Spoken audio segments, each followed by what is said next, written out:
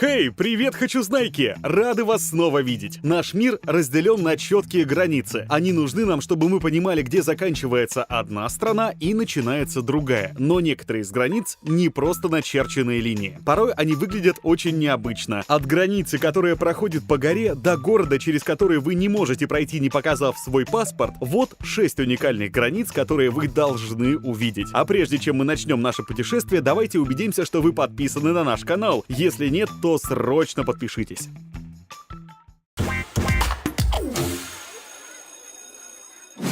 Граница между Индонезией и Малайзией. Граница между Индонезией и Малайзией проходит как по суше, так и по морю. Вот фото участка суши, по которой проходит линия, разделяющая эти страны. Удивительно, но дорога со стороны Индонезии одного цвета, а со стороны Малайзии другого.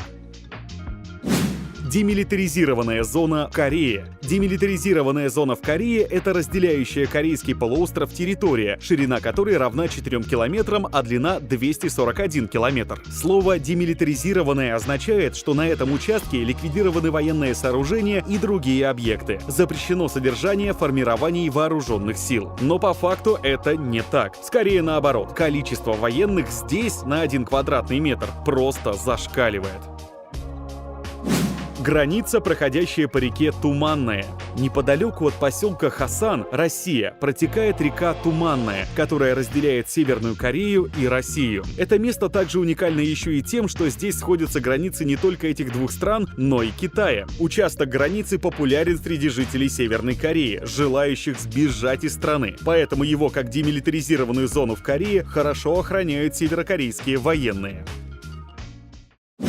Граница, проходящая по островам Диомида. Остров Диомида — это 2 острова и несколько скал в центре Берингового пролива, на расстоянии около 35 километров от Чукотки и Аляски. Острова лежат по разные стороны границы России и США. И несмотря на то, что расстояние между островами всего лишь 3,8 километра, на российском острове время на 21 час опережает часы на американском острове.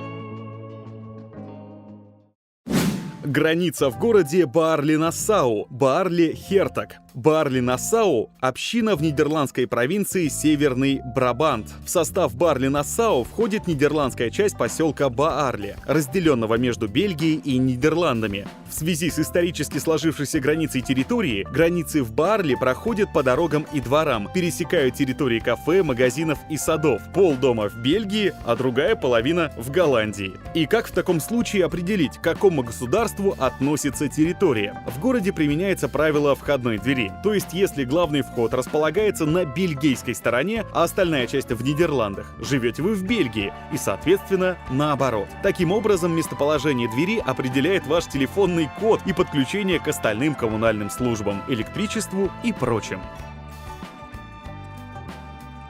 Граница в штате Вермонт. Порой границы проходят по дорогам, рекам или даже горам. А в штате Вермонт граница проходит как раз посередине города Дерби-Лайн.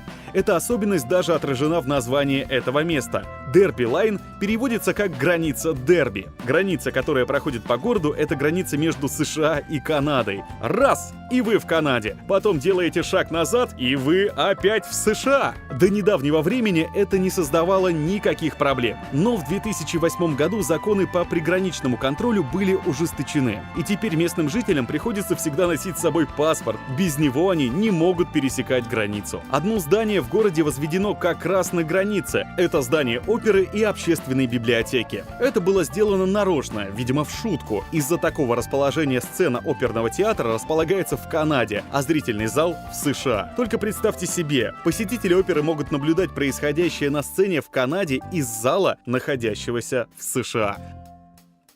На этом все, пока и увидимся в новом видео.